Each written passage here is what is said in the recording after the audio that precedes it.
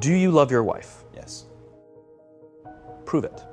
Like, what's the metric? Give me the number that helps me know, right? Because when you met her, you didn't love her, right?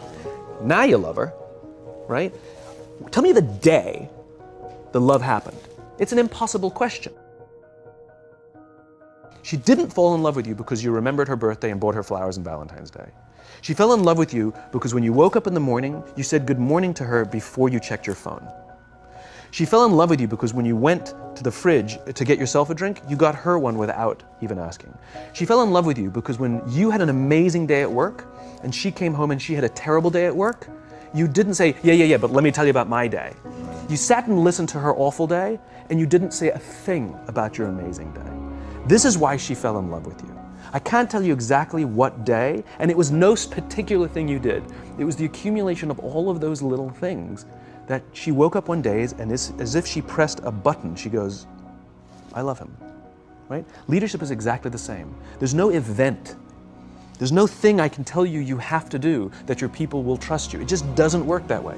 It's an accumulation of lots and lots of little things that anyone by themselves is innocuous and useless. Literally, pointless by themselves. People will look at little things that are good leadership practices and say, that won't work. And you're absolutely right. But if you do it consistently, and you do it in combination with lots of other little things, like saying good morning to someone, that looking them in the eye. My friend George, who's a 3-star general in the Marine Corps, he says his test for leadership, and I love this, he goes, his test for a good leader is if you ask somebody how their day is going, you actually care about the answer. Right? The number of times we're walking to a meeting, we're rushing, we go, how are you? Not good, I got to get to you later, I'm late for a meeting. Right. If you ask the question, you were standing there and you were listening to the answer. It's those little innocuous things that you do over and over and over and over that people will say, I love my job. Not I like my job. I like my job means, yeah, the challenge is great, they pay me well, I like the people. I love my job means, I don't want to work anywhere else. I don't care how much somebody else is willing to pay me. I'm devoted to the people here, and I care desperately about the people here as if they were my family. In business, we have colleagues and coworkers. In the military, they have brothers and sisters. That's how they think of each other, right? If you really have a strong corporate culture, the people will think of each other like brothers and sisters. It's like a family, right? No, brothers and sisters. Deep love. Fight, but the love doesn't go away. Right? Bicker, the love doesn't go away. And I'll fight with my sister, but if you threaten my sister, you're going to have to deal with me. Right. Right? We'll fight internally, we'll bicker with each other, but nobody's going to hurt each other. And if anything from the outside shows up, you're looking at a unified front. Brothers and sisters. Now, how do you create brothers and sisters out of strangers? Common beliefs, common values. You know, parents, in other words, executives who care about their children's success, who care to raise their children, teach them skills, discipline them when necessary, help them build their self-confidence so that they can go on and achieve something more than you could have ever imagined achieving for yourself. The one thing I am comfortable saying that all effective leaders must have is courage, because it is hard. It is hard to stand up against outside pressure. It is hard to stand up to an external constituency who's pushing you to do something for their short-term gain, to do the right thing for your people. It is hard. It is thankless. It is lonely. Sometimes you get fired. Sometimes you get in trouble. Sometimes you'll lose your job and the next guy will get all the credit. It's all true. And the courage to do the right thing in the face of overwhelming pressure, only the best leaders have that courage. Only the best leaders. And here's the folly. Courage is not some deep internal fortitude. You don't dig down deep and find the courage, right? It just doesn't exist. Courage is external. Our courage comes from the support we feel from others. In other words, when you feel that someone has your back, when you know that the day that you admit you can't do it, someone will be there and say, I got you. You can do this. That's what gives you the courage to do the difficult thing. It's not going off to an ashram by yourself somewhere for 4 weeks and coming back and finding the courage. It's not what happens. It's the relationships that we foster. It's the people around us who love us and care about us and believe in us. And when we have those relationships, we will find the courage to do the right thing. And when you act with courage, that in turn will inspire those in your organization to also act with courage. In other words, it's still an external thing. That's what inspiration is, right? I'm inspired to follow your example. But those relationships that we foster over the course of a lifetime will not only make us into the leaders we need to be and hope we can be, but they'll often save your life. They'll save you from depression, they'll save you from giving up, they'll save you from any matter of negative feelings about your own capabilities, your own future. When someone just says, I love you, and I will follow you no matter what. Why do you, so I want to talk about that for a second. Why do you think that something so innate, so deeply ingrained in us as love is so, like just yesterday, I can't believe this is true, this is actually true, I'm not making this up. Just yesterday, this will mean something to you guys, I looked Ron Penna in his eyes and I said, I love you. And I said it like 100%, is my business partner, I said it 100% sincerely. It was just one of those moments where you wanna connect and remember, but that's so weird, like I don't do that often.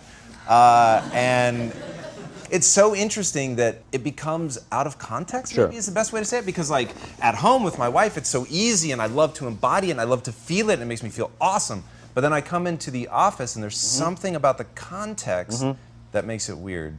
Yes, two perspectives. One is, this is what vulnerability is, right? Being vulnerable doesn't mean crying. Being vulnerable means willing to admit you made a mistake. Being vulnerable is the willingness to say, I need help. Being vulnerable is the willingness to express the feelings you have towards someone without fear of what other people may think of you by making that expression.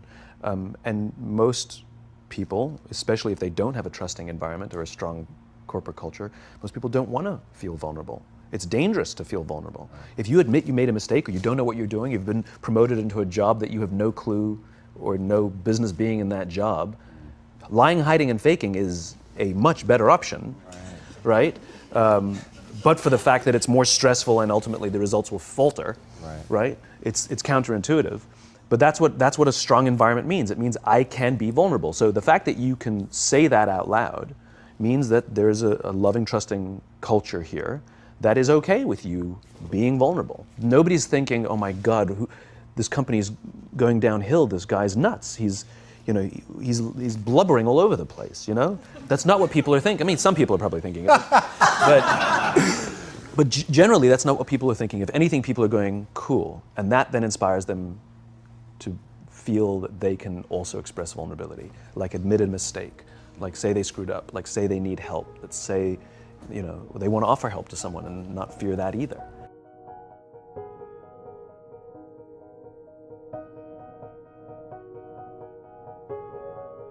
You've talked super powerfully about that like an alcoholic, if you don't master the step of helping somebody else beat the disease, that you never really fully beat it yourself, and that the parallel between being a leader requires the same thing, you taking ownership for helping somebody else be successful and building trust through that. Yeah, the example you're using there is the 12-step program. We all joke about the first step, admitting you have a problem, but it's the 12th step that matters.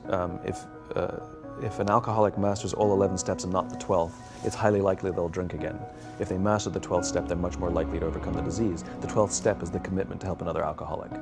It's service. And this really is the most powerful thing in the world, which is, it's not about us, it's about others. There's an entire section in the bookshop called self-help. There's no section in the bookshop called help others, right? And it's not about how can I lose 10 pounds? How can I find the job that I love? How can I find the love of my life? No. It's not how can I lose 10 pounds, it's how can I help somebody I care about live a healthy lifestyle. It's not how can I find the job that I love, it's how can I help somebody I care about find a lifetime of joy in their work. It's not how can I find true love, it's how can I help my friends settle down and live the life they want to live. And ironically, if we set out to help people solve the problems that we struggle with ourselves, that in turn is what teaches us the solutions. Yeah, that's incredible. And the thing that really is so this is so important to me is the human desire for connection is so strong, and we sort of check that at the door when you come into an office, and yet you're giving so much of your time to the office that you've said that loving your job is a right. It's not a nice to privilege. have. Not a privilege. Yeah, I believe that. I believe loving your work is a right and not a privilege. I despise the fact, I lament the fact, I curse the fact that so few people get to say, I love my job, as if they've won some lottery. You go out with your friends and somebody says, I love my job, and everybody goes, oh my God, you're so lucky, right? That to me is madness. Everybody, the vast majority, should get to wake up and say, I love my job. It is a right. It is a God-given right that we should love where we work. And we should demand it. We should demand that our leaders provide an environment in which we want to come, where we want to care about each other, where we feel safe to express our vulnerabilities and our fears and our concerns, that we're open to correction and discipline and feedback, that we're not defensive because we know that it's being given to help us improve and grow, and we want to improve and grow.